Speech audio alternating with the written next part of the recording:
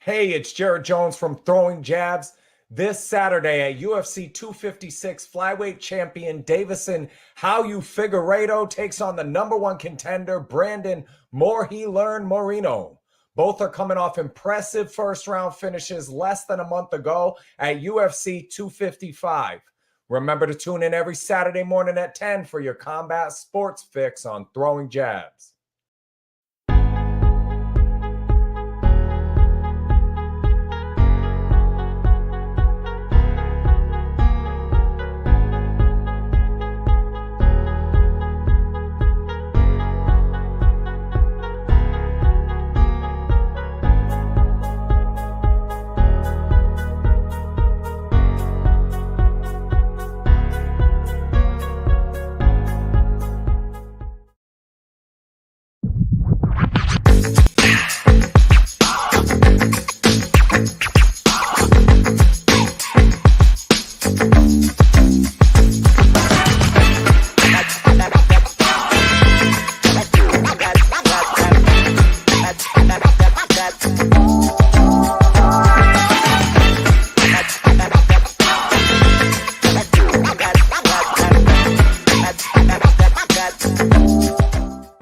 Welcome to All Four Downs, part of the CMG Podcast Network. I am Joe Aguirre.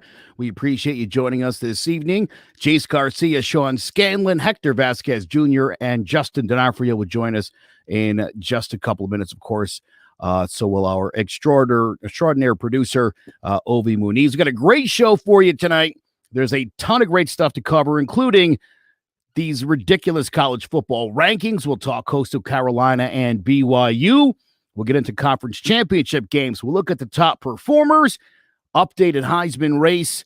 My man Mac Jones still at the tippity top. We'll also give you our picks of the week, including a preview of Army-Navy. But, of course, the big story, Ohio State and Michigan. For the first time in his career, Jim Harbaugh will not be losing to the Buckeyes. Congratulations to him. The memes have been hitting. There he is. Jim Harbaugh. And yeah, they are talking contract extension. They're going to sit down after the season, though, and talk things out. So it's not necessarily locked in that he's actually going to be getting an extension. Knowing Michigan won't lose by 100 on Saturday, but knowing that probably also means an extension for Harbaugh. Michigan discussed new contract. Yeah, well, the lower salary, no less, with Jim Harbaugh. For some reason, and I can't imagine this is not the Jets or somebody like that, there are NFL teams interested in him. I don't know if I know why. Michigan players, when Jim Harbaugh told them the game was canceled this week, there's Drake. Yeah, you've seen that meme before. It's another great one. Gotta love these. Breaking, Jim Harbaugh just guaranteed that he will not lose to Ohio State this season. I think that was the first one I saw. An oldie but a goodie at this point. Michigan. Ovi called it. Ovi knew, and he was right. Ovi Muniz, please come on in and take your bow whenever you're ready. And when Ohio State learned the game was canceled. Hey, you know what was funny is that knowing Michigan probably did not have not even a chance against Ohio State. You look at their whole entire season, they don't have an actual quarterback. Their offense is not functioning. The defense is not tackling. I mean, you're going against Ohio State that I believe in those previous comments. It could have been 100-0 score. I mean, literally Michigan is just out of the net. And you never know what's going to happen with Jim Harbaugh. I mean, no one's said anything if he was going to leave. He's always on the hot seat every year. And I think it's best for Michigan to not play, so at least try to save whatever recruits you have for the next coming year. You think it would be that embarrassing that it would hurt their recruiting?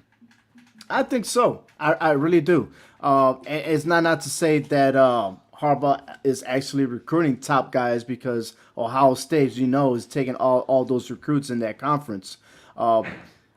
But hey, you know, it is what it is. I called it. But at the same time, you know, we have breaking news today that Ohio State is still going to play in the Big Ten Conference. But before that, I have to show you this meme, Joe. This is how they felt that day when they found out. that Ohio State learned that the game was canceled. Because they needed that game, okay, to justify themselves again with this so-called eye test that they're top 14. Or what do you think? Well, look, I think some people had them preordained to be a top four, and as long as they didn't lose any of the 5 games they ended up playing, that's all they wanted. Um, it's always let's get Ohio State in there. They don't let me down every year. It's the same old, same old. The idea that for once things were going to happen at the expense of Ohio State would not have been the worst thing that happened to college football. It just wouldn't. And this presumption that Ohio State is one of the 4 best teams in the country, I don't know how anybody can back that statement up. You just haven't seen enough from Ohio State to make that claim. Meanwhile, you've seen lots of big games, lots of big wins. There's a ton of other undefeated teams that have won 7, 8, 9 games. So tell me why your 5 make you special. I don't understand it. It's not like they beat anybody they weren't supposed to beat. Right. And, look at BYU. Understand that, yes, their schedule was weak, but they play the teams that played BYU, and they convincingly defeated them, and they should be ranked even higher. But to go and say, hey, ask Coastal Carolina, hey, can we play against you guys? And both of them agree. Why couldn't Ohio State do the same thing? Rumors were speculating the good opponent for Ohio State was Texas A&M, which their game got canceled this week.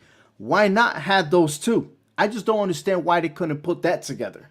Is it because of the pride? Are they afraid that if they lose, it's over? I mean, what's going on? And I think the rest of the cast could actually, answer that question. And I'd like to introduce our special guest on the show, if you don't mind, Joe. We got Justin D'Onofrio here. How you doing, Justin? Hey, Obi. Hey, Joe. How you guys doing? Thanks for having me on. Yeah, so Yeah, hey, Justin. man, go ahead. Yeah, no, I love Justin. Justin really is such a student of the college football game. Justin, I want to just ask you before Ovi jump in here. Ovi is concerned about what an Ohio State matchup would have done to Michigan. Just based on reputation, things obviously haven't been going well there. There's talk about whether Harbaugh's leaving or staying, so there's always that uncertainty.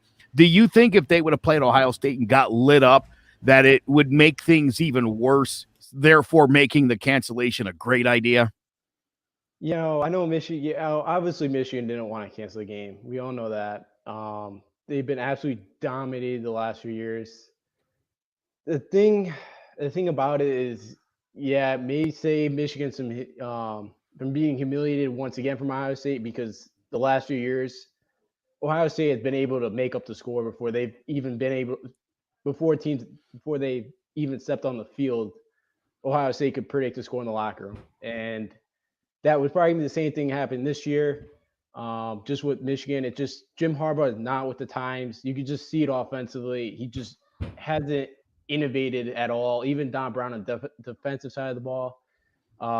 It would have been a long day for Michigan, and another just absolute beat down the Wolverines would have to take from Ohio State.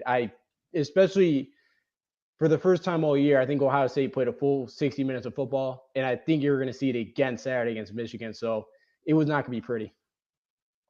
Yeah, I mean that's definitely the way I saw it. And again, that's not to suggest, and I think earlier this week, what's his face, Herb Street there, had to apologize after he kind of stepped over bounds a little bit, Justin, when he said that Michigan was definitely dodging and that, maybe it wasn't really a COVID issue as much as it was just, yeah, we don't want to play Ohio State. Do you feel like it's an excuse? Do you honestly think if given the opportunity, I'm not talking about the players because I'm sure those kids always want to play. Do you think Jim Harbaugh, probably didn't need much? Yeah, we'll cancel. I don't think it took much for him to be like, yeah, we can't. Okay. And it's such a big rivalry game, and he knows the standards and the expectations of that game. And, I don't think he wanted to, because I heard, I believe they're up to 45 players that have tested positive or injured right now. So that's pretty much over half the guys you got on scholarship. So, and if that's the case, then, definitely good call. I don't think they would have done it personally. Again, I think Kirchie was maybe right a little bit of maybe some teams are doing it, but again, who knows? But I don't think Michigan's doing that. I think, the coaches and all the players wanted to play this game. But again, as we see in college football, there's just, too much, going on right now with COVID. Yeah, I agree with you there. I think at the time that they were testing positive, you count the days to where the Big Ten stated that 21 days in quarantine and stuff like that before they even get back to practice field. And if you do the math, it would have gone past the Michigan Ohio State game. So, and taking into consideration, man, COVID-19 is not something you want to mess with, especially if you test positive. So, the health of the players is more important than the actual game. Oh yeah, it definitely is. Completely. It is what it is in 2020. Again, it with all the COVID issues, you just gotta make do with you can do. I know the Big Ten specifically wanted, or the medical teams with each team wanted to do the 21-day quarantine. Because they wanted to make sure that guys can get back up to speed and have an extra week, because they were afraid if they didn't, there were going to be more injuries to players coming back from COVID. So that was specifically why they wanted to do 21 days. And it makes sense. They're trying to keep these guys healthy, even after COVID when they come back on the field. Maybe we bring in the rest of the boys. I'm sure everybody's dying to talk Ohio State and Michigan. Sean, let's start with you. What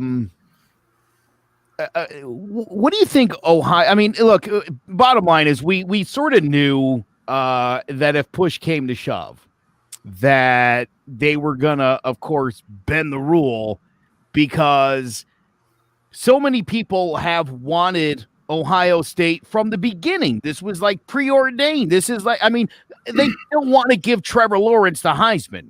They're dying to give it to him. Anything that they could do to give that to him and they get Ohio State in the playoffs is what NCAA lives for right now. Yeah, absolutely. The Ohio State is the favorite child of the Big Ten. They're going to do anything they can to try and get them in the playoffs. And that's why you mentioned they did bend the rules to make sure that they're in the Big Ten championship game. That's what brings the Big Ten money, really, is Ohio State, because they are the class of that conference. And I think it's unfair to teams like Northwestern and Indiana, who are having great seasons, try and get them a chance to make a name for themselves. But this is the NCAA. They're going to do whatever they can to get Ohio State in there. And like it's preordained from the start of the season. Once they put out that initial top 25 ranking, the top 4 teams, unless they have a loss, they're going to keep there no matter how unimpressive they're playing, no matter if they have a bunch of cancellations. That's just the way they look at Ohio State.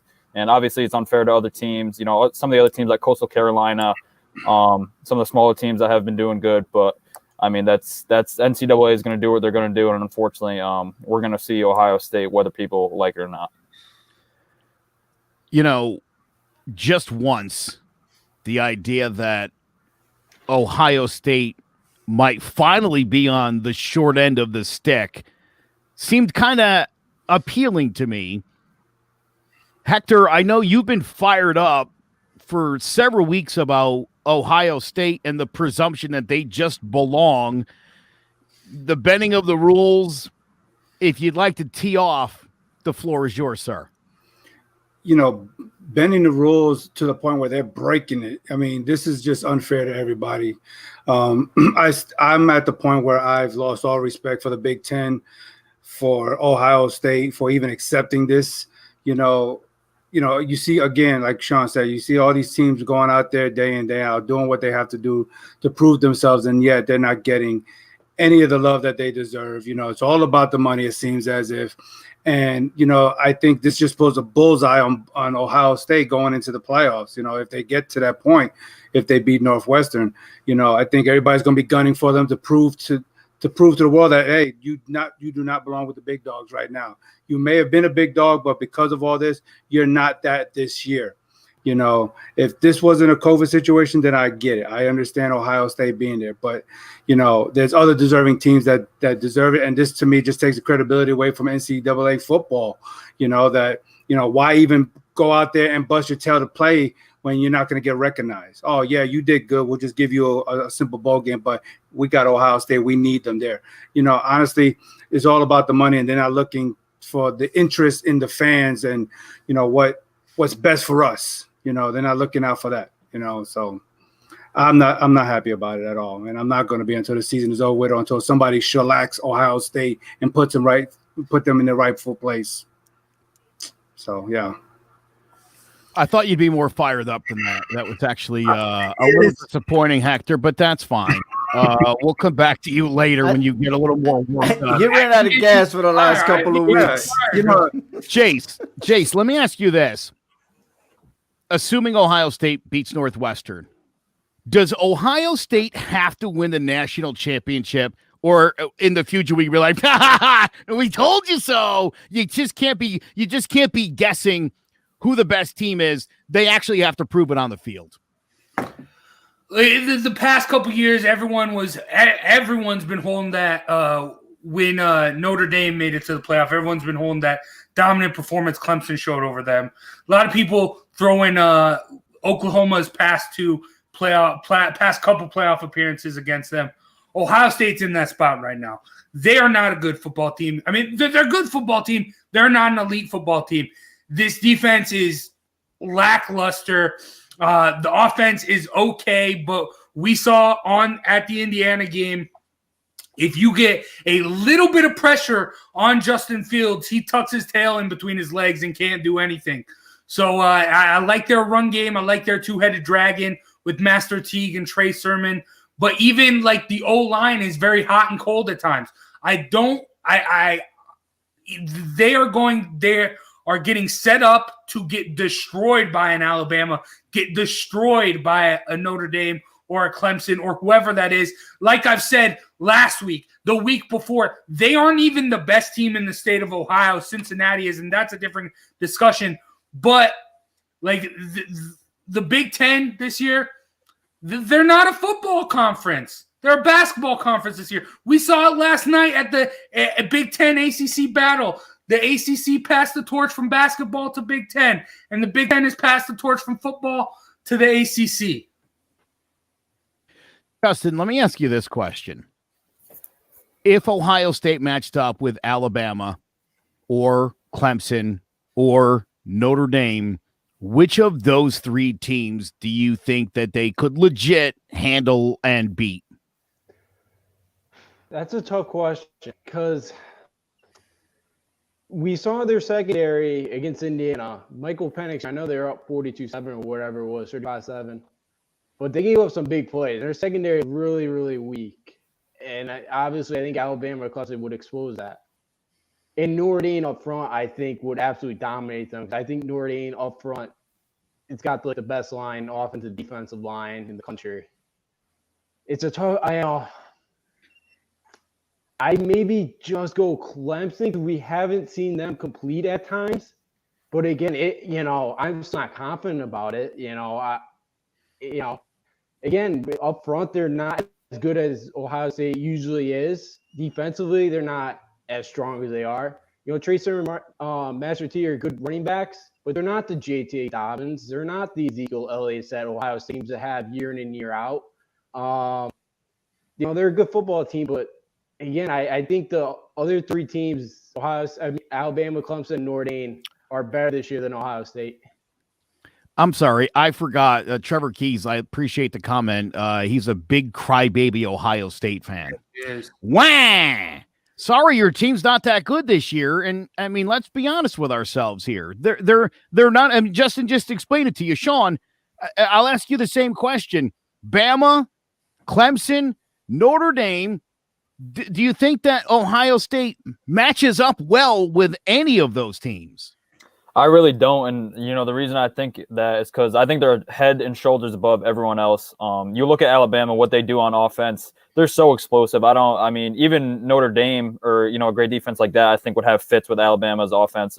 They're just too explosive, and like Justin said, that Ohio State secondary losing a bunch of good players from the draft last year, and then players that opted out. They're not that great, so I don't think there's any chance they would hang with Alabama. Notre Dame, they're too tough up front. They're going to pound the rock with Kyron Williams and, Ian Book. He doesn't make mistakes. So I don't think they would beat Notre Dame. And then Clemson, I don't even think it would matter which QB was out there. I think Clemson would be able to handle them. I think the best matchup for Ohio State probably I would say Clemson, just because I think Ohio State could put up points, and I think Clemson probably has the weakest defense out of the three. So I think that'd probably be the best game, but I don't think Ohio State would really match up well with any three of these teams. I think there's a reason they're the top three teams in the nation. I think it's because they're above and beyond with any other team in the country. Hector, let me ask you this. Let's throw Ohio State out. Who's the fourth team that really belongs with the three teams who are already in? You're on mute, buddy. Sorry about that. Who really truly belongs there? Coastal Carolina. They've proven themselves. Okay, they went out there and beat a BYU team that I didn't think that they were going to be able to beat. I went for the Cougars in that game, and Coastal Carolina proved me wrong. I think they truly belong right in that spot. I take none away from the Aggies and the Gators, but they got that one loss. You see what I'm saying? The Chanticleers, they are right there, and why not them? You know what I'm saying? Nothing against Cincinnati, okay? The Bearcats, they're good. But I just feel like the Chanticleers should be that number 4 team. And I guarantee they would surprise one of our teams, even my Notre Dame. They could play with the big dogs. They could. Jay, same question. Who do you think belongs in that top 4? I'm sorry. Are you Jace? No. No, actually, you know what? I could replace you. Yeah. But to piggyback a little bit off of what Hector said, and then I'll give you my answer. Coastal Carolina, I think, would destroy Ohio State. This defense is not good enough to keep up with that spread RPO action that Jamie Chadwell has. It's very, very good. And Joe, you and me were texting about this kid, Jeffrey Gunter. That dude's a beast. Wow. Eat up Justin Fields. I mentioned it before. Like in the Indiana game, a little bit of pressure. Justin Fields, he tucks his head back inside his turtle shell, and he starts throwing picks and getting scared. But for the teams that I think should replace Ohio State, I said it. I've been saying it. The best team in Ohio, Cincinnati, very well-rounded, solid quarterback in Desmond Ridder, and also Texas A&M, the best defense in the SEC statistically. And Kellen Mond, he's not a fancy guy, but he will not lose you a football game. He will do just enough to keep you in it. And that Isaiah Spiller kid, he is a solid running back for Texas A&M. I like Texas A&M a lot. With Florida, like those two teams, Cincy and Texas A&M, they are very well-rounded. Problem I have with the Florida and the problem I have with Ohio State, they're not well-rounded. It's very offensive heavy, and the defense just can't carry the weight like these other teams can. Yeah, to carry out, you guys have both great arguments, and I support both of you. But I don't like how the committee disrespected the Sun Belt Conference when you had two teams that defeated a Big 12 that's supposed to be the Power 5, right? Then you got Louisiana defeating Iowa State, but Coastal Carolina defeated Louisiana. So how do you not rank them on top? But you got Iowa State ranked number 8, and Coastal Carolina is still down below. I have no idea what kind of eye test they're looking at. And I agree. Cincinnati, don't understand why they dropped when they didn't even play.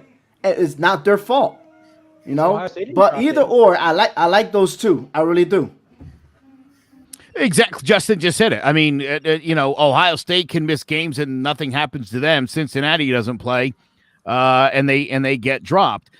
Justin, let me ask you this, because Cincinnati certainly to me, and you've been talking about Cincinnati all season long. And I put all my eggs in the Cincinnati basket at your expertise. I'm not going to ask you about Cincinnati. I think that one's too easy. I want to talk about Coastal Carolina, who I think has probably 0% chance to get into this, unfortunately. An amazing game. I've been a big Coastal Carolina guy now for the past 6 or 7 weeks. Do you think, honestly, that if Coastal Carolina were to meet any of those three, do you think they could hang, or would size and sheer speed and talent just be too much? I think they could for a half. For a full game, it would be tough. But I think what they do with the spread option, it's a new kind of innovative offense. It's kind of like what the service academies do, but they're more running out of the shotgun. So I think they could stay with them for a half. Again, I thought BYU was absolutely blow Coastal Carolina with the ball. I was completely wrong. I thought BYU was going to dominate that game up front. It didn't happen. Again, Grayson McCall, the freshman, he's been playing really, really well. Haley, the wide receiver, has been pretty good. And then their running game, And then look, they shut down Zach Wilson in that explosive BYU offense. I think they could definitely give a team a run for the money for a half. A full game would be tough. But again, it would not surprise me. I would love to see them get a shot to play one of those three teams, or even like a Texas A&M or Florida, because I think they could give any one of the teams a run for the money. Yeah, I like that. All right, let's talk about these conference championship games. These are obviously now really huge games. Notre Dame and the rematch here with Clemson. Obviously, the big difference in this one, that long-haired beauty, one Trevor Lawrence, back under center, but at a time where Ian Brooks is absolutely playing out of his mind. I'm going to start with Sean. Hector, I'll go to you next, but I want to hear an objective opinion first from Sean. Wait, what was the question? What do you think I of don't the think game? there was a question as much as it was just a cheap shot at Hector. Who's got this game and why? I want to say Notre Dame, just because we already saw. I don't think DJ would be as much. Obviously, Trevor Lawrence is great, but I think DJ is just right there. He's a top recruit, and we saw he had a great game against the Notre Dame, who was a tough defense to play against. I'm changing my mind. I'll go Clemson. I'll go Clemson because Trevor Lawrence. First of all, Travis Etienne had a rough game against Notre Dame, like we remember. Oh my God. It's a tough. Wait, did you just talk yourself out of it? I love it. Oh my God. That's how close this game is. I love that. But we saw it the first time. It went to double overtime. These two teams are two of the top 3 teams in the nation. So I think I'll go Clemson because it's so evenly matched. I feel like that Clemson has the explosive offense. Notre Dame has that run game and that tough defense. I'll say Clemson just because I feel like they're not going to miss the playoffs, and I don't see them losing 2 games and being out of the playoffs. But it's a really good matchup. I think Trevor Lawrence, having him back will be huge. I just don't know how much of a gap it will be from him and DJ. But it's going to be a classic. It'll probably be the second best game of the season, right behind the first time they played. So, I'm really looking forward to this ACC championship. But you could see my reaction right now. I couldn't tell you which way I would go. I think they're both really evenly matched. Hector, why don't you tell us why Notre Dame is obviously going to win this game? Because they got Ian Book, they got Kyron Williams in the running back, and I don't think they're going to change much of their game plan just because Trevor Lawrence is back in the game. Yeah, he's going to be a threat, but that's just on the offensive side of the ball. Their defense is still going to have to try to have an answer for Notre Dame. They're going to have to go back to that tape and see what they did wrong and how they lost that game. If they don't change that, Notre Dame's just going to walk away with another victory and probably most likely knock Clemson out of the playoff picture with 2 losses. So I strongly feel that even though Notre Dame is an underdog, a touchdown underdog probably in this game, that they're still going to come out and win this game one more time. And this time it's probably going to be decisively 4 quarters, no overtime. Wait, Hold on. Wait, Sean. I forgot. Wait, let Sean. Sean's got something here. Go. I forgot about the Clemson starters that they were missing on defense during that game, and Brian Brees got hurt during the game. He was a little banged up, so I think Clemson's defense, when they're at full health, I'd probably take them by 3 or 4 points, even though it's not that big of a margin. I'll take Clemson. Okay, hold on. Before you here's a question for Jace, real quick. Yo.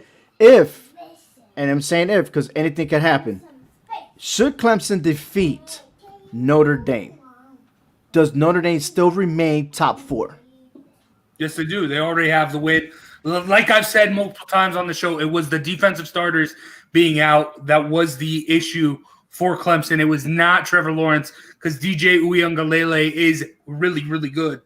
But yeah, it was the defensive stars out. That's going to be, like you said, Hector, that's going to be the game plan that changes the defense. That's how they're going to stop Ian Book. That's how they're going to stop Williams in the run game, is with their actual first string in. And I think this favors Ohio State, the Clemson Notre Dame game. Because if Ohio State wins, they're looking at maybe jumping up to number 3. I'm thinking. I hate to say it, because the Notre Dame loss is probably going to drop them probably down below Ohio State. And the Clemson loss is going to probably knock them out completely. So this is just a chess game for Ohio State. And this is what is getting me more angrier, like the Hulk. And I got the green on. I'm going to turn into the Hulk here with this Ohio State team. Not for nothing, but how good is this for the ACC? And especially if Clemson wins a close game here, because you could make the argument that you need that trilogy. You need that third one to decide who's best. And if each of these two are facing a different team and then perhaps meeting in the national championship, it makes it all the more appealing for them to push that notion. But of course, I think Clemson has to win the game. Otherwise, all bets are off. And it certainly, well, let's talk about the other big game here, because I think Florida-Alabama also has huge implications, Justin. Obviously, Florida playing great. Kyle Trask looks really good. Mr. Jones, my man Mac Jones, playing unbelievable football. A lot of people think Florida might pull off the upset. Justin, are you one of those people? I think Alabama's defense is a little bit better, and I think that's the reason why Bama's going to knock off Florida. And Patrick Sutton, too, one of the best corners in the country. I think he could slow down Kadarius Toney, one of the fastest guys in the country, Florida's top wide receiver outside of Kyle Pitts. I think he could Sutton could slow down Toney, and I think that could be the difference. But Kyle Trask right now, 38 touchdowns, which is SEC record right now through 8 games, I believe. Again, he's putting up as stats like Joe Burrow did last year, Even Mac Jones this year, it's been so impressive. This is going to be an absolute shootout. This is going to be fun to watch. Najee Harris and Devontae Smith on Alabama side, I think he could have a big day against this Florida defense. I think Alabama finds a way to pull it out in a really close one, and I think this could be an instant classic. I have to assume that Big Jace is pulling for Florida and Kyle Trask, your guy. Why don't you tell us why Florida is going to upset Bama? I don't know where this is coming from. I've never said I liked Kyle Trask.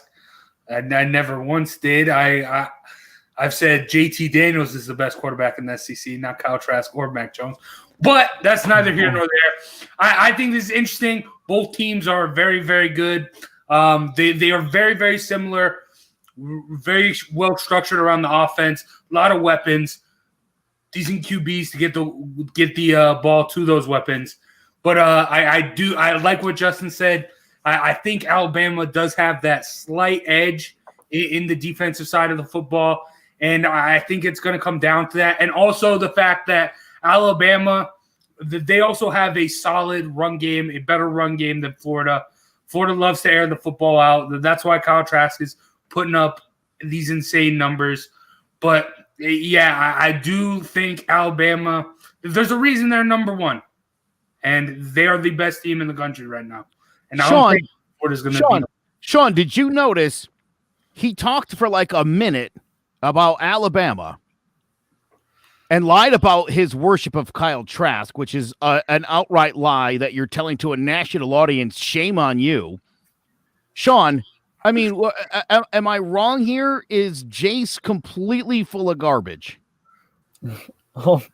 I mean, I don't. Kyle Trask, I think he's a pretty good quarterback. Obviously he's put up a lot of numbers. I don't remember. Wait, I'm just kidding, Sean. The actual question is, how did he talk about Alabama that whole time? You know who he never mentioned one single time? Your boy. Never mentioned him somehow. Talked about everything he liked about Alabama, and the one thing, Jace, I noticed you didn't do it. That's disrespectful. How dare you? How many names? Shame on you. Shame on you. The first thing out of your mouth. Sean, explain Alabama to Jace. What a shame. I mean, yeah, it's in the caps letters right there. Mac Jones, baby. Most efficient quarterback in the country, completing balls over 75% of the time. And look, Mac Jones is great. I think it is pretty easy, though, when you have the best receiver in college football. Devontae Smith has been on an absolute tear. The past 2 weeks, I've put him in my Heisman voting.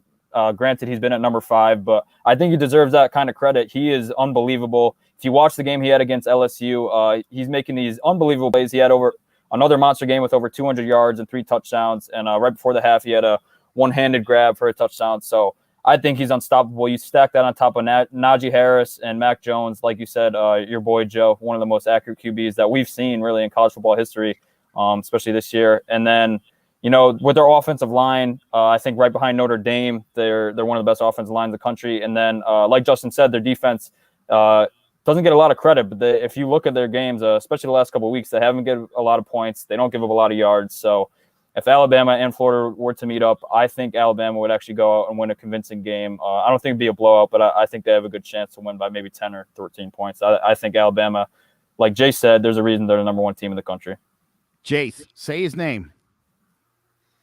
Nick Saban. Say his name. Nick Saban. Say his name or he's off. Obi, bounce him. There you go. You can come back when you say Mac Jones. Well, I tell you what, he'll come back shortly. Don't worry about it. Because here's the top 6. No changes here. Alabama number 1, Notre Dame number 2, Clemson number 3, Ohio State number 4, and 2 teams looking out right now, Texas A&M and Florida. Huge implications here for the conference championships. Again, the other team that we haven't discussed really is Oklahoma and Iowa State. That's going to be one hell of a game there. And yes, during the bowl season, ladies and gentlemen, the All 4 Down podcast will host the College Bowl Mania. And we're going to invite y'all, so stay tuned to clovercrestmedia.com to know more information, to compete against us, everyone here, to see who has the best record. Yes, indeed. And big shout out to Robert Benjamin. I hope you guys doing well. Your Florida Gators will definitely fall down to Alabama.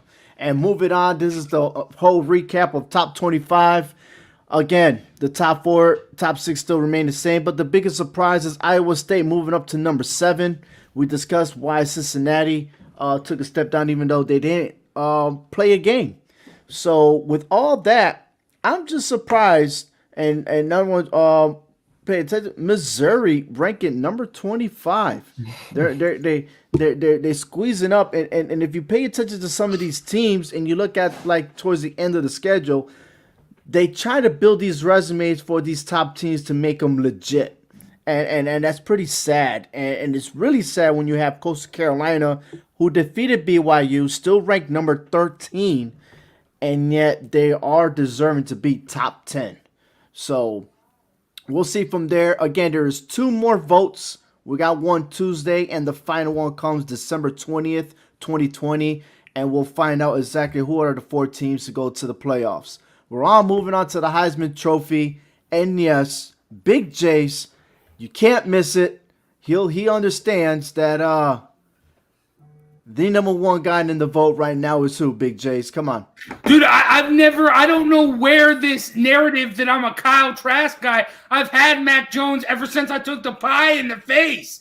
I don't know what you're talking. Joe, I haven't even put Kyle Trask on my rankings till last week. I've been on here multiple times saying Kyle Pitts is better than Kyle Trask. So I don't know what you're talking about when it comes to that. I've given Mac Jones respect. I teased a little bit here about Mac Jones, but Mac Jones is good. There you go. I've said it how many times? Ever since I put the pie in the face every week. As long as we're all on the same page now.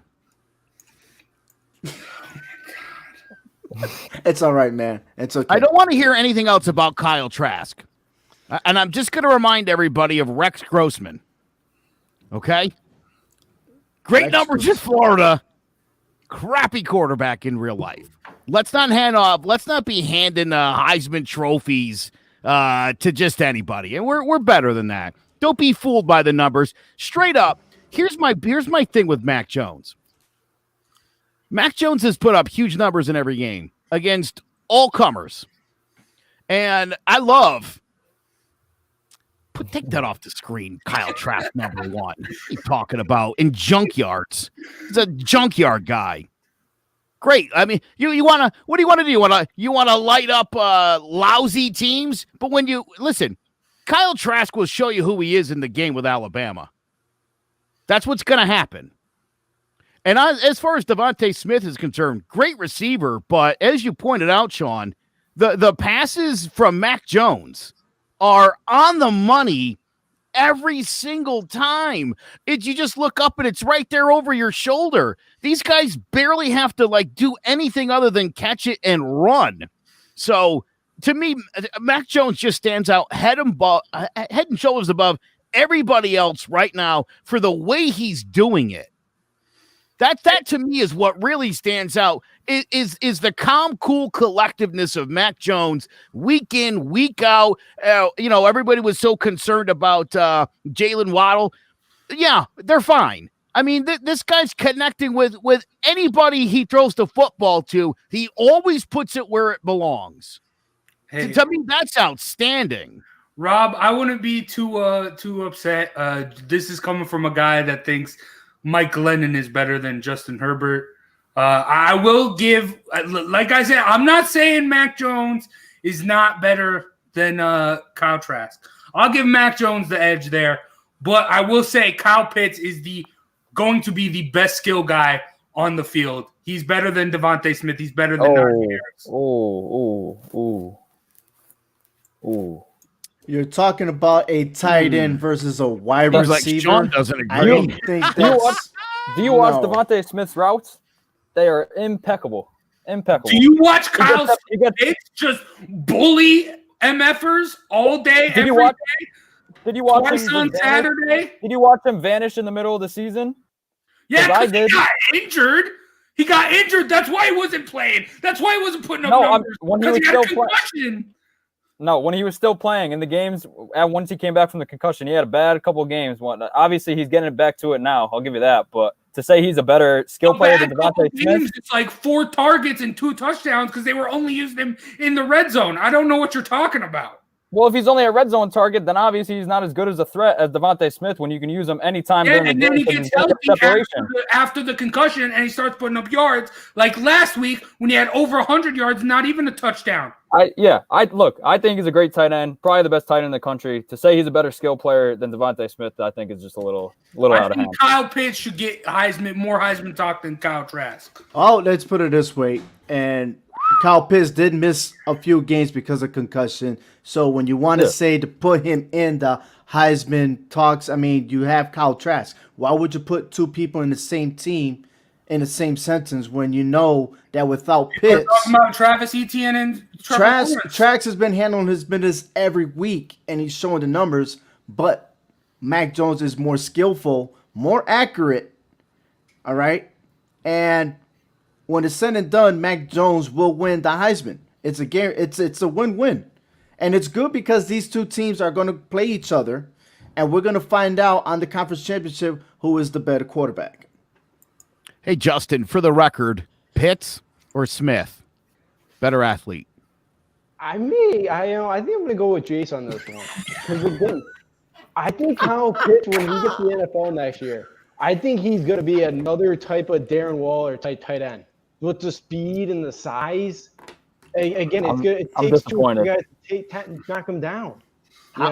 Justin, hold on for a second. We're talking about a tight end and a wide receiver. Two different. We're not saying Smith is gonna block somebody. You know what I'm saying? Yes, Pitts got the height, he got the build, he got everything. He's a total package, but you can't dismiss Smith the way he does his routes, the way he's burning the defenders. I mean, no matter which secondary is covering him, he's always open. Look at the gaps. You know, yes, Pitts is a bully when it comes to the red zone.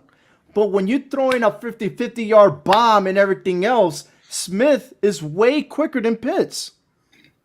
He is. You know, again, I think Devontae is the best wide receiver in the country. But I just think you don't find too many ends like a Kyle Pitts type. You know, Alabama had 4 Devontae Smith guys last year at Alabama. There's not too many Kyle Pitts in the world. And I think Kyle Pitts had a wonder here. Slow down. Words, Ovi. You said Kyle Pitts is the total package, but you take Devontae Smith because he's quicker. But I'm saying is that that's a tight end position. He is one of the best tight ends in college football. Versus a guy like Smith, who is one of the best wide receivers, you know, 2 different positions. But hey, when they play each other, we're gonna see who's gonna be the better person on the field. That's all to it, you know. But I'm it's just 2 separate positions that I don't think you can compare. They're both unique, but they also have backup. They have that quarterback that gives them the ball, and it's even. Am I right or wrong, Joe? Listen, I'm with Sean. I think that Devontae Smith, I think when you throw in the punt returns and stuff like that, I mean, you know, look, that's a guy that could break it on any play. And not just because he's one-on-one with a linebacker going, you know what I mean? Like that's not what Devontae's. I mean, he could take a slant, he could take a deep ball. The way that Devontae Smith plays, but let me tell you something. Before Kyle Pitts got 1 Heisman pick, I would have to think Devontae Smith would get a ton more than that. To me, it's listen, and I'm not saying Justin, you're right. I think when this kid gets to the NFL, and I think I was talking to Ovi about this on the telephone yesterday, I think that guy's going to be the best tight end in the NFL within 3 seasons. Within 3 seasons from right now, he'll be the best tight end in the game. They'll be talking about him along with Travis Kelce and George Kittle. He'll be right up there. He's a freak of nature for sure. But right now, Sean, I think the way Devontae Smith is playing, I mean, especially the last few weeks, it's not even close. Yeah, I mean, all he does is tear up secondaries. You look at his route running. I mean, it's so amazing. And obviously, he's got kind of a smaller frame, but I'm not worried about that. When he takes big hits, he gets right up. He's a tough kid, and I just haven't seen routes run like this. He looks. No, I like the way you said that because he takes hits, he gets back up. I can't say the same for Pitts. That's all I'm saying. Ooh, that's not bad. For a big guy. All right, time out. Wait. I was hoping it wouldn't come to this. I was hoping it wouldn't come to this, but unfortunately it has. We'll have to hear what Hector has to say. I don't like Alabama, but I mean Devontae Smith is, you know, he's doing his thing as the tight end. I don't know if he's going to be able to make it big in the NFL as like the tight end, but right now what he's doing, I mean, you got to give him his due right now. I mean, he is what it is right now. He's legit, and I think he's the reason why Alabama is where they're at. Of course, Mac Jones, but we're talking about a guy who's just tearing it up as a tight end position. So yeah, I hate to say that. I mean, Alabama's all around with everybody, especially with him there. Well, there you have it, boys. It's been settled. You know what's going to be settled? Devontae Smith. What's going to be settled is the picks. This is our last week of regular season picks before we start picking the conference championship. And right now the standings are looking like this. We have Joe and Jace tied for first place.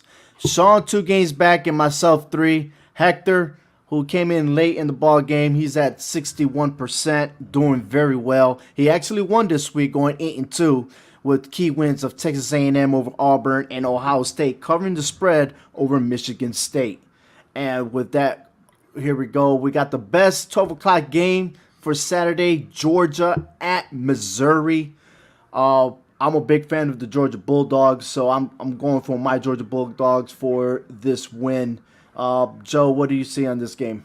Well, again, you sort of mentioned it a minute ago. Missouri is a top 25 for a reason, and it's not because they belong in the top 25. I mean, if Georgia doesn't pound the daylights out of them, then they should probably look into maybe moving Georgia into the second tier of 10s, because I think that's where they belong. Relax. Okay?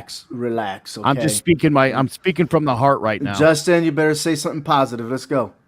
Yeah, Bulldogs, I think they do take care of business. Again, I think Missouri's ranked here in the top 25 here because of a little bit of SEC bias here. I like what Eli Dertzel has done with Missouri. I think he's going to do a good job there. But year one, KJ Jefferson really tore up Missouri through the air last week. And I think JT Daniels, he's come in and just elevated this offense. I think he's going to come in here and have a big day. And I think Larry Roundtree and Tyler Batty are going to have a rough day trying to get anything going on the ground. I'm going to take Georgia by a couple scores. All right, Yeah, Sean. Yeah, I agree with that. Ever since JT Daniels has been entered as a starting quarterback, Georgia's offense has looked a lot better. And it's an absolute joke that a team like Missouri is ranked over teams like, Buffalo or Colorado or Liberty. Teams like that who are having a much better season. I think it's an absolute joke. And hopefully Georgia will prove their worth and show that Missouri shouldn't be ranked. So, yeah, I think Georgia will win by at least 21. I think it's a statement win.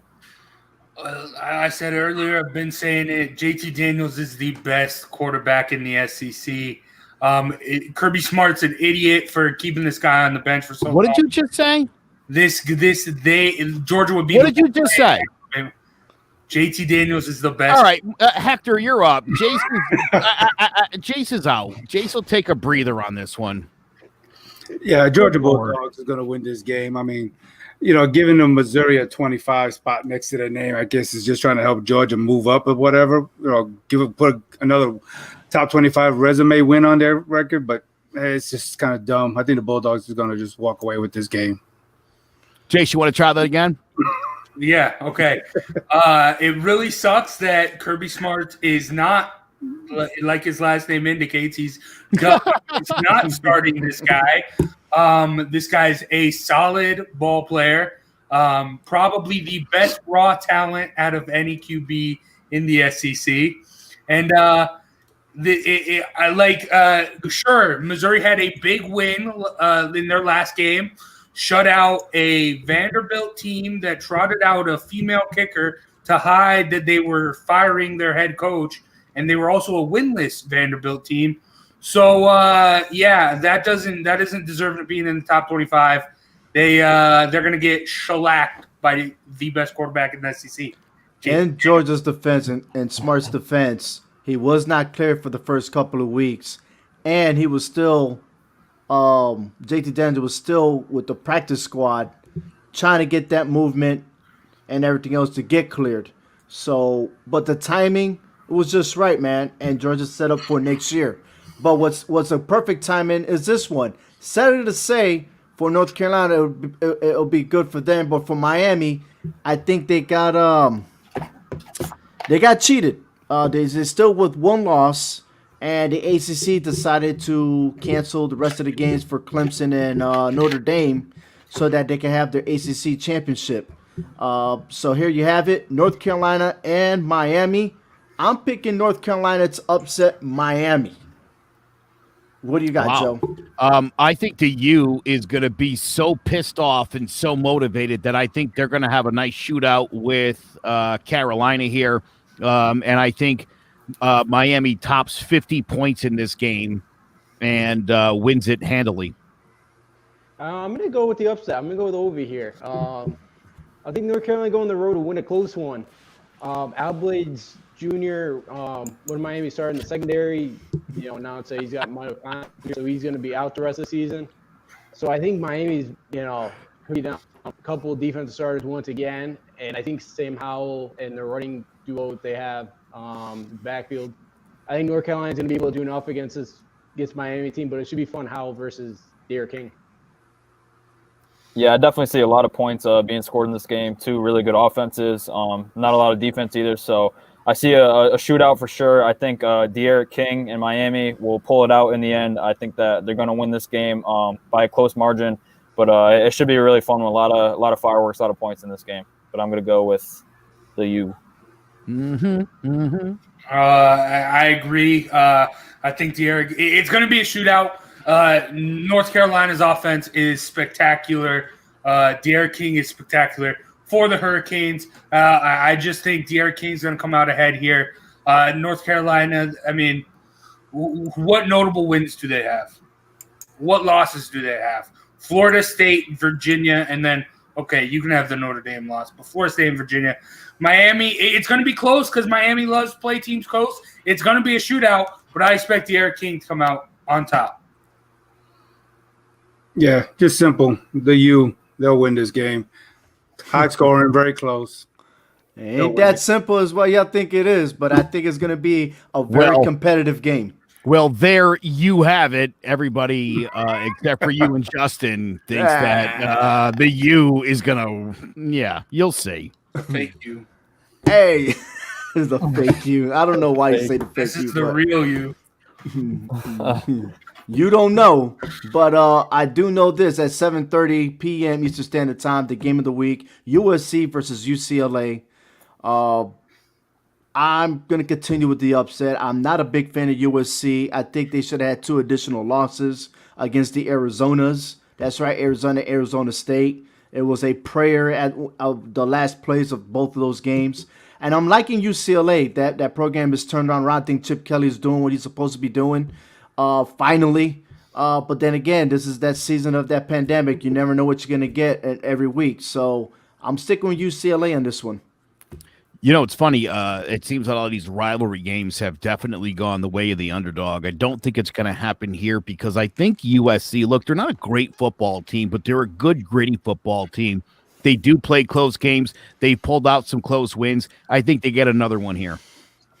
You know, I'm a little worried, but I am going to go with the upset. I like UCLA. I love Chip Kelly. He's my favorite coach in college football. You're never coming back on this show. Justin's my friend. With me. Justin's my friend. You're doing. I didn't bring you on the show to undermine everything I say. Damn you! It was not my plan to keep going against you here. I'm very worried about this, but I just love Chip Kelly. I know Dorian Thompson-Robinson doesn't really fit Chip Kelly's kind of scheme offensively, but I think he's getting better and better every single year. And as long as he can protect the football, make enough plays, Felton's been great running the football. They've been great at that. USC, has struggled out the run game. I know they're getting better, but I'll take the Bruins. I am worried because Slovis did throw for over 500 yards last year against the Bruins, and he had a monster game Sunday night against the Cougars. I am worried, but I'll take the Bruins to get the upset. Yeah, sorry, Joe. I'm also going to have to go with UCLA on this one. Oh boy. Okay. This, if you look at their schedule, this is a team that very easily could be undefeated right now. They had a tough loss to Colorado, and then a tough late loss to Oregon, where they really should have won that game. And like you guys said, USC has been in a lot of close games this year, so I think it will go down to the wire. Keaton Slovis is a great quarterback. He's going to keep USC in this game. But I really like what Chip Kelly's doing with UCLA, turning that program around, and I think so it'll be a big statement win in a rivalry game here. I think UCLA wins by 3 or 4 points late in this one. You were right, Ov. UCLA has started to turn their program around because they're starting to get Chip Kelly's recruits in. And Justin, you said it, like the QB still not a typical Chip Kelly guy, but I don't think they're going to get the win, though. USC, you can't hold those 2 Arizona games on them. I mean, if you're going to talk about, Ovi, you love to mention it on John about the G-Men, how there was no preseason, and the first couple games were rough for the Giants because there was no preseason. There was no preseason for the USC. That's why those 2 Arizona games were tough. They went in and handled their business against a good Washington State team. Jaden DeLora, one of the best young QBs in the country for Washington State, and they shut them out pretty well. I like this USC team. They're finally getting into form. The last week of the season, I think they win. Not dominantly because I like this UCLA team, but they do pull off the win at the end. USC. I think they're just going to win this game. It's going to be a high-scoring game. UCLA is going to come with it, but USC, I think they're like 70% of their wins against the current Pac-12 teams as it is right now. You know, they got a winning record against UCLA when they're unranked, when UCLA is unranked. So USC is going to come with this and is going to pull out the win on this one. All right, listen, Sean, you know I love you. You said UCLA should be undefeated, and that might very well be true. But USC is, because they've won the close games. And I mean, again, I'm looking at that and I'm thinking, hey, look, I like USC in a close game here. To me, that makes sense. That's the team that's shown they can win close games. That's how I see it. We'll see what happens. Your logic makes sense, but I just think UCLA is a better team. I will say this. The way the rivalries have been going, I guess I wouldn't be shocked. This is it for the Bruins. This is like this is their Super Bowl. Yeah, that's what I think. They have a lot on the line. I think Chip Kelly's really going to get them up for this game, so that's why I think they're going to be super pumped up. I'm excited to watch this one Saturday night. Well, what's exciting right now is this weekend, which is probably the best game for this Saturday. That's Army versus Navy.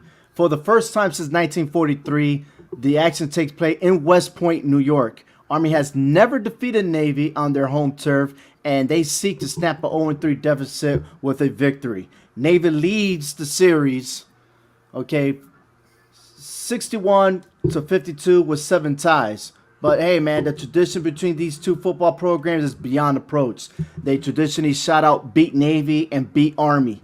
They conduct a former prisoner exchange during pregame activities. They select the cadets and midshipmen to spend each time in their sister's academy during the semester. And at game time, the students head back to their branch and enjoy a game with their peers. So this one, again, this game here it's awesome. It's President Trump will be there. Everybody from generals to everybody there are going to be in that game. And what's so unique there is that we don't need a celebrity to sing the national anthem. Everybody in that stadium sings the national anthem. And with all due respect, at the end, no matter what the outcome of the game, they sing each other's alma mater. And look, these are our men that are our future in our military going at it. So talented, yet they're not the best recruits in the world, but they get the job done. And therefore, and I'm going for it. You guys know who I'm going for. Army will beat Navy. All right. Army comes into this one averaging 30.6 points per game. They've given up 16.3 points per game. Navy's given up 18.4. I'm sorry, has scored 18.4 and allowed 32. Based on that, I'm going to say Army wins this one 31-17.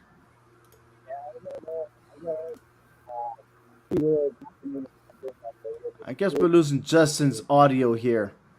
Hold on for a second. Go ahead, Justin. You guys hear me now? Yep. Yeah, I hear you I now. don't know what happened. Weird. Yeah, but I got Army. You know, Navy hasn't been able to kind of quarterback all year.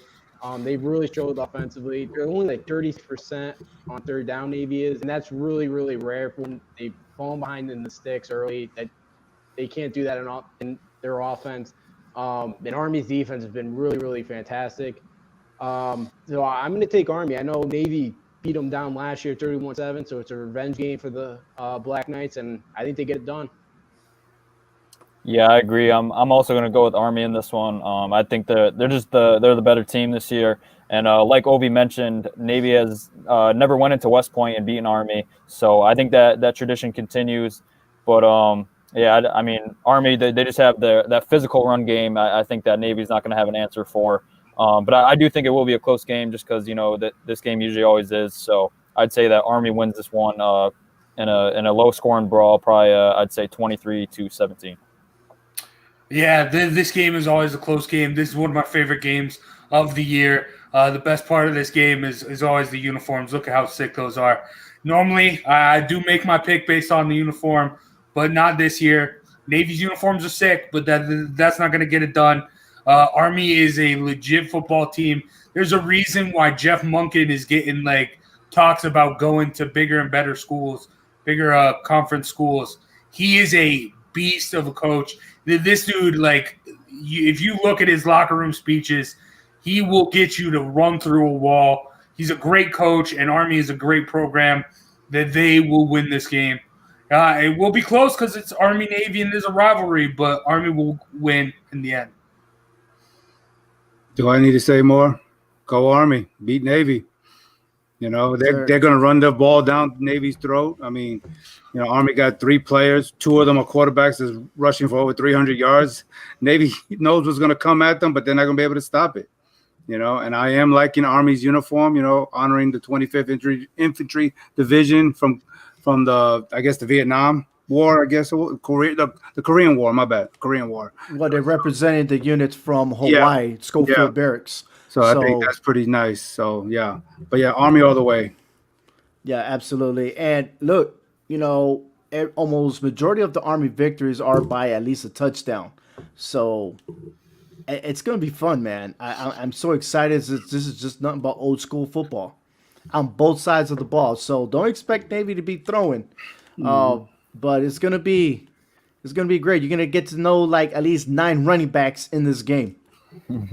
If I'm not mistaken, I think the starting quarterbacks have 4 touchdown passes combined on the season. So, yeah, don't expect the aerial assault. And no shock and awe. Just awe. No artillery in this game. Straight up life fighters all the way. So, hey, you know what, Joe? Yeah. It's about that time. Already.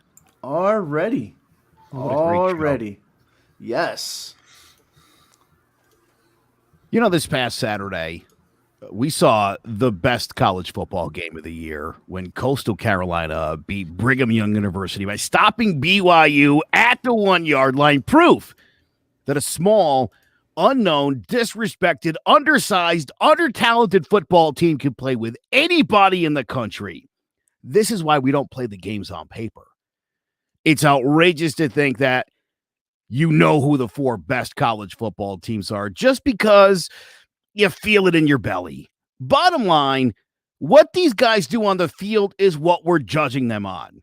It's the reason why Mac Jones is the Heisman front runner and not Justin Fields or Trevor Lawrence. Does it mean Mac Jones is a better quarterback than either one of those guys? No. Does it mean he's going to be the number 1 pick in the draft? No. It means none of those things. But we're living in the here and now. I don't care what Trevor Lawrence is going to do in the NFL. I care about what's happening now. That's what we should be ranking and judging these guys on now. What you did last week affects what happens this week. It's time for the NCAA ranking committee to admit what we've known from the beginning. They wanted Ohio State in this championship, and they did everything they could to ensure that was going to happen. And what did you expect? What makes college basketball so much more enjoyable these days than college football is the fact that on any given day, any pick and roll team can beat one of the top teams in the country. It's called basics and fundamentals. To think a team like Princeton could ever stand up to a team like Georgetown in a basketball game, and we've seen things like that. We love the mid-majors in college basketball, but as long as the SEC controls college football, and as long as Ohio State is their little baby, it is what it is. Thanks so much for joining us this week on All 4 Downs. Very special thanks to our guest, Justin D'Onofrio. Appreciate all the insight, bud. Sean Scanlon, Hector Vasquez Jr., and, of course, our fantastic producer, Ovi Munez. I am Joe Aguirre. Make sure you check us out at clovercrestmedia.com/all4downs. You can also check out hhwshow.com to get all the latest from the wide world of sports. We're proud to be a part of the CMG Sports Podcast Network. We'll catch you next Wednesday night for All 4 Downs.